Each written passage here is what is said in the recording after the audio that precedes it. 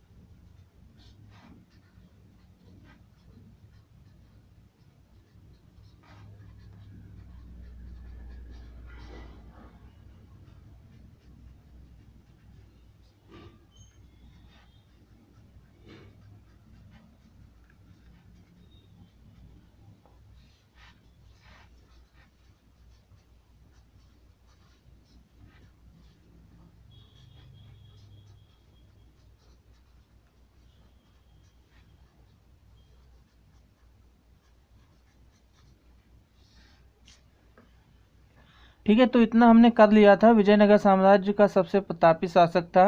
राज्याभिषेक 8 अगस्त 1509 को हुआ था। श्री कृष्ण जन्माष्टमी थी, और उस दिन क्यों राज्याभिषेक कराया था? क्योंकि वो संदेश देना चाहता था जनता के बीच कि राजा श्री कृष्ण भगवान का अवतार होता है। ठीक है, भगवान का अवतार होता है, भगवान श्री कृष्ण का अवतार। इसलिए उसने 8 अगस्त 1509 को राज्याभिषेक कराया था। तो इतना सब हम पढ़ चुके हैं। आगे चलते हैं, इसकी उपाधियों के बारे में थोड़ा सा प्रकाश डालते हैं। इसकी उपाधियाँ कौन कौन सी है?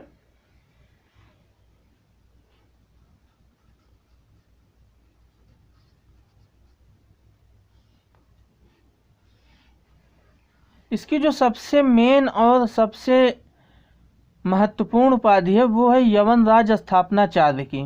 और इसको यवनराज स्थापनाचार्य क्यों कहा जाता है, इसको हम आगे के कुछ वीडियोस में, या फिर अगर टाइम मिलेगा तो इसी वीडियो में आगे बता दूंगा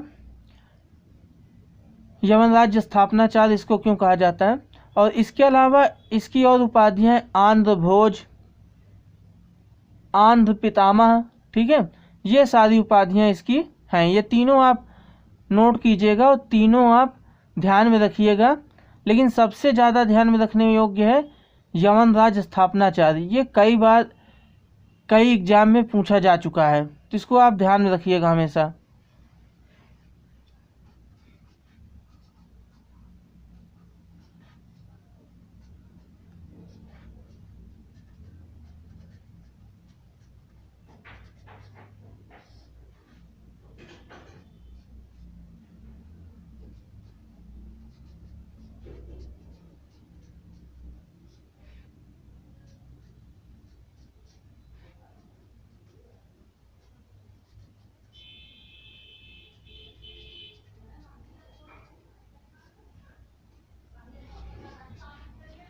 ठीक है, तो अभी हम आगे देख रहे हैं। देखिए, एक और मैंने जो भी बोला नहीं तो उसको भी बता दे रहा हूँ। अभिनव भोज भी इसकी एक उपाधि है। ठीक है, तो 4 उपाधियाँ इसकी हैं: यवनराज स्थापनाचार्य, आंध्र भोज, आंध्र पितामह, अभिनव भोज। ठीक है, ये चारों उपाधियां आपको ध्यान रखना है, लेकिन सबसे महत्वपूर्ण मैंने बता दिया, यवनराज स्थापनाचार्य हैं। और इसके अलावा एक जो ध्यान में रखने योग्य है वो ये कि अगर आंध्र पितामह क्वेश्चन पूछे तो आपका आंसर होगा कृष्णदेव राय। लेकिन अगर आपसे पूछा जाए आंध्र कवित्व पितामह या फिर आंध्र कविता के पितामह, तो उस केस में आपका आंसर बदल जाएगा। उस केस में आपका आंसर हो जाएगा अल्लाह सानी पेड्डाना। ये अल्लाह सानी पेड्डाना कोई और नहीं बल्कि इन्हीं कृष्णदेव राय के ही दरबारी कवि थे, और इनके अष्ट दिग्गजों में एक थे, सर्व प्रमुख अष्ट दिग्गज थे इनके। ठीक है, तो आप इसको भी प्लीज नोट कर लीजिए।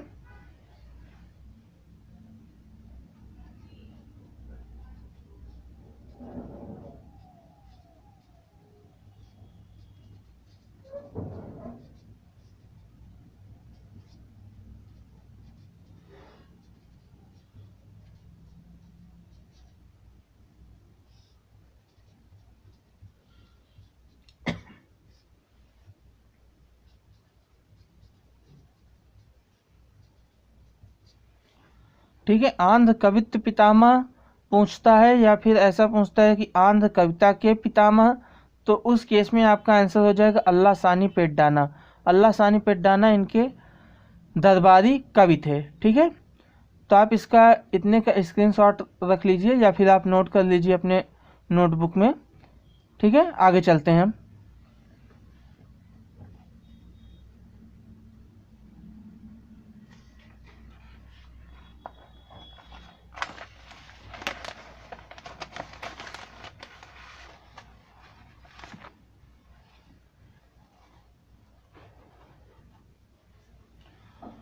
तो आगे चल रहे हैं अभी।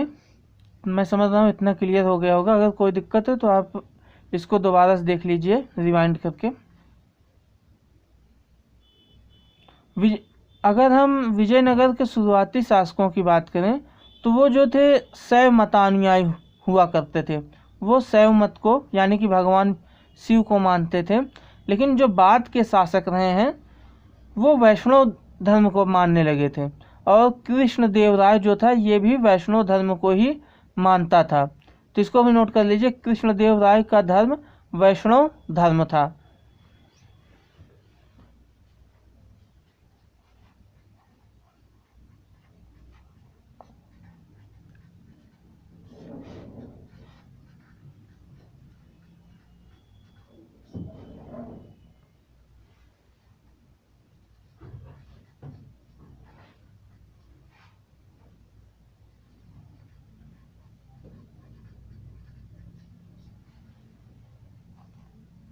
ठीक है, वैष्णव धर्म का अनुयायी था ये कृष्णदेव राय। तो मैं समझ रहा हूँ इतना क्लियर हो गया होगा। आगे चलते हैं। इसके राजगुरु के बारे में बात करते हैं। तो कृष्णदेव राय का जो राजगुरु था उसका नाम था व्यास राज। ठीक है, ये फैक्ट भी आप नोट कर लीजिए। राजगुरु, किसका राजगुरु? इन्हीं कृष्णदेव राय का। क्या नाम था? व्यास राज।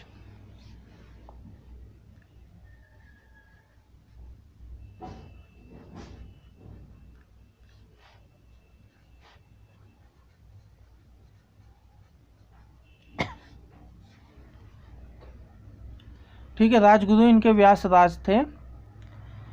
और इसके बाद है, अगर मान लीजिए कृष्णदेव राय के कुछ ग्रंथ भी पूछे जाते हैं, अगर उसके बारे में पूछा गया तो उसके बारे में भी आप जानकारी ले लीजिए। कृष्णदेव राय ने मुख्य रूप से 3 ग्रंथ लिखे थे। एक था अमुक्त माल्यद जो कि तेलुगु भाषा में था, और दूसरा है आपका उषा परिणय, और तीसरा है जामवती कल्याणम। ठीक है, तो आपका अमुक्त माल्यद जो है ये तेलुगु भाषा का ग्रंथ है, और इसके अलावा बाकी के दोनों ग्रंथ उषा परिणय और जामवती कल्याणम, तो ये जो है ये संस्कृत भाषा के ग्रंथ हैं, और ये तीनों लिखे गए थे कृष्णदेव राय के द्वारा। ठीक है, नोट कर लीजिए।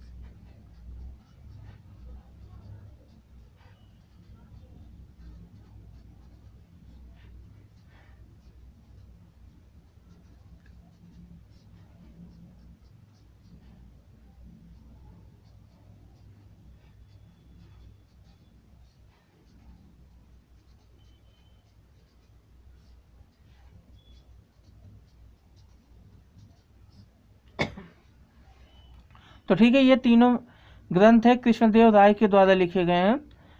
कृष्णदेव राय जो था ये तेलुगु और संस्कृत दोनों भाषाओं का महान ज्ञाता था, ये महान विद्वान था। और इसका जो अमुक्तमाल्यद ग्रंथ है, पहला इंपॉर्टेंट ग्रंथ जो मैंने बताया तेलुगु में है, और इसमें जो मुख्य विषय वस्तु है वो ये है कि कृष्णदेव राय की राजनीतिक विचार और इसकी प्रशासनिक नीतियों का वर्णन इसमें है अमुक्तमाल्यद में। और कृष्णदेव राय की एक महत्वपूर्ण विचारधारा का भी इसमें उल्लेख है कि एक राजा को जनता के लिए कल्याणकारी कार्यों को करना चाहिए जिससे कि जनता संतुष्ट हो सके। यह कृष्णदेव राय की विचारधारा है और इस विचारधारा का उल्लेख कृष्णदेव राय ने स्वयं अपने ग्रंथ अमुक्तमाल्यद में किया हुआ है। ठीक है, तो आप इस पॉइंट को नोट कर लीजिए, अमुक्तमाल्यद की विषय वस्तु क्या है।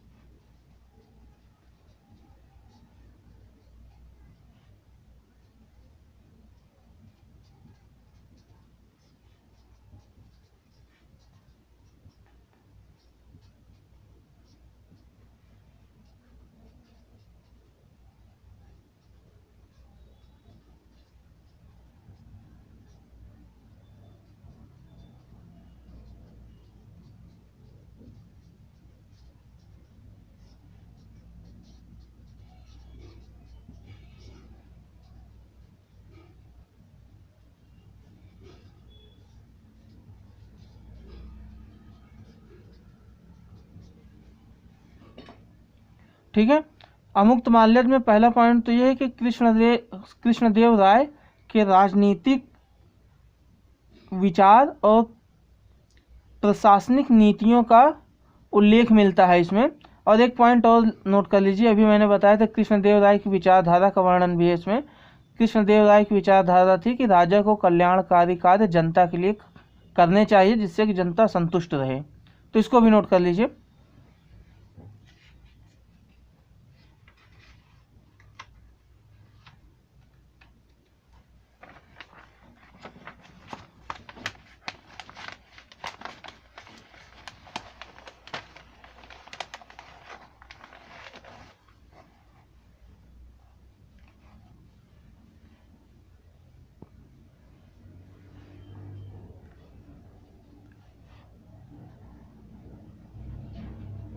व्यू इसमें थोड़ा क्लियर नहीं आ रहा होगा जी, अब क्लियर हो गया, देखिए।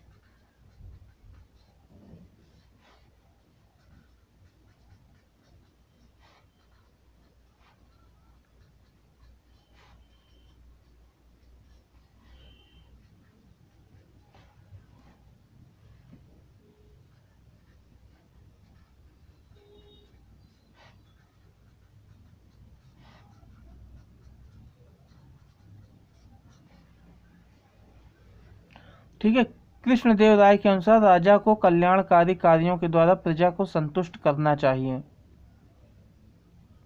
और तेलुगु साहित्य का अगर स्वर्णिम काल आपसे प्रश्न पूछा जाए कि तेलुगु साहित्य का स्वर्णिम काल किस राजा के समय में था, तो आपका आंसर फिर से कृष्णदेव राय ही होगा।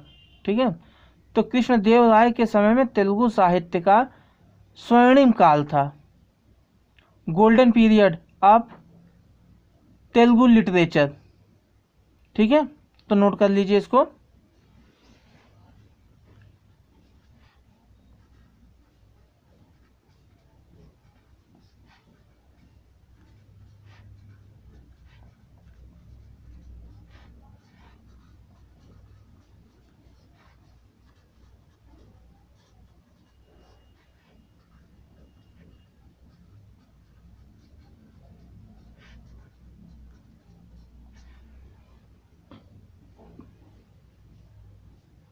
तेलुगु साहित्य का स्वर्णिम काल होने का क्या मतलब है कि तेलुगु साहित्य का काफ़ी ज़्यादा विकास हुआ, इसका प्रचार प्रसार काफ़ी ज़्यादा मात्रा में हुआ था कृष्णदेव राय के समय में, और तेलुगु साहित्य की रचनाएं भी काफ़ी मात्रा में हुई थी कृष्णदेव राय के समय में। तो इसलिए कृष्णदेव राय का समय तेलुगु साहित्य के लिए स्वर्णिम काल का समय कहा जाता है, स्वर्णिम काल कहा जाता है। तो क्लियर है इतना? ठीक है बच्चों, अब इसके आगे चलते हैं, नोट कीजिएगा इसको।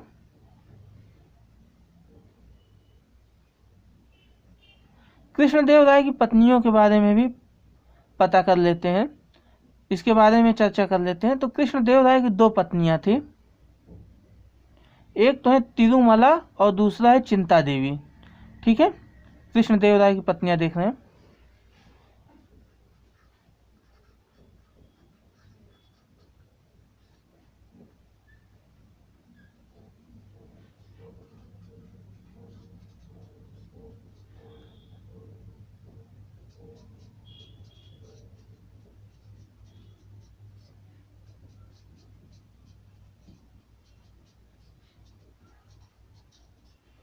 ठीक है, तिरुमला और चिंता देवी 2 नाम हैं, दोनों ये इनकी पत्नियां हैं कृष्णदेव राय की। और इसमें से तिरुमला इम्पॉर्टेंट है,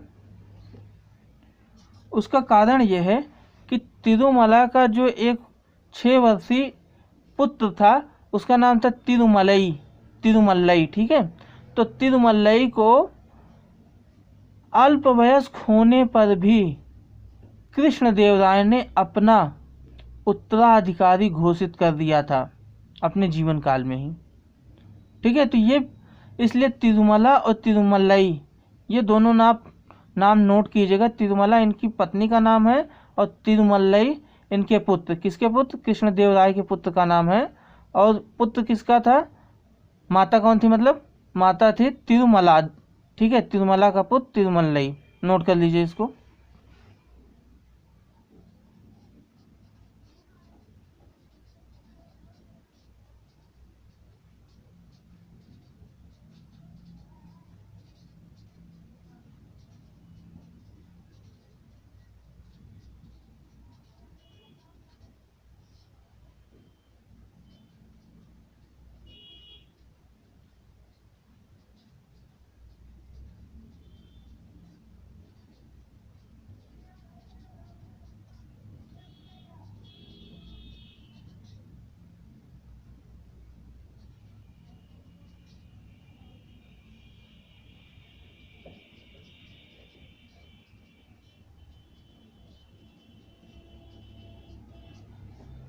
तो ठीक है, तिरुमला के 6 वर्षीय पुत्र को कृष्णदेव राय ने अपने जीवन काल में अपना उत्तराधिकारी घोषित किया था।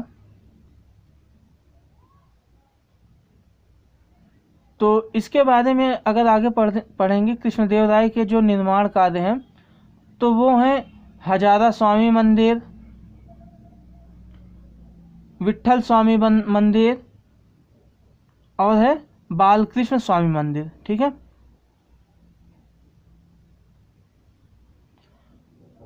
ठीक है, मैं रिपीट कर दे रहा हूँ, हजारा स्वामी नहीं, हजारा रामा स्वामी। ठीक है, हजारा रामा स्वामी मंदिर और इसके अलावा विट्ठल स्वामी मंदिर, ये दोनों कर्नाटक में है। और इसके अलावा एक और नाम मिलता है बालकृष्ण स्वामी मंदिर, ये विजयनगर में था। तो ये तीनों मुख्य निर्माण कार्य हैं कृष्णदेव राय के। तो वीडियो थोड़ा लंबा हो जाएगा क्योंकि कृष्णदेव राय के बारे में काफ़ी कुछ पढ़ना है अभी। तो आज हम इस वीडियो को यहीं रोक रहे हैं। अगले वीडियो में हम कृष्णदेव राय की स्थापत्य कला और उसके अन्य कार्यों के बारे में जानकारी लेंगे अगले वीडियो में। तो आज के लिए इतना ही। वीडियो देखने के लिए आपका बहुत बहुत धन्यवाद।